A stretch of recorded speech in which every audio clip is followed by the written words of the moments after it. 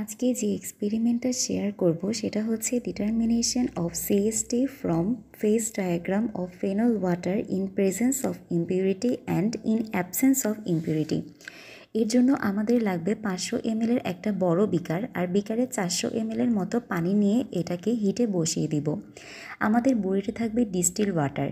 এরপর লাগবে ছোট বিকার আর বড় টেস্ট টিউব। টেস্ট টিউবে দিয়ে দিতে হবে 2 গ্রাম ফেনল আর দিয়ে দিতে হবে 1 ml অর্থাৎ 20 ড্রপ পানি।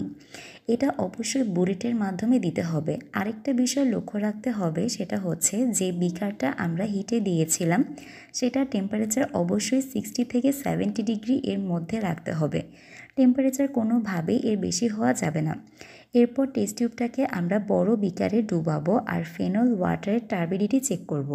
যখনই ক্লিয়ার সলিউশন হয়ে যাবে তখনই রিডিংটা আমরা নিয়ে নিব। এরপর বিকার থেকে এটাকে তুলে ঠান্ডা করব, আর যখনই টার্বিডিটি শুরু হয়ে যাবে তখনই সেই টেম্পারেচারটাও আমরা নিয়ে নিব।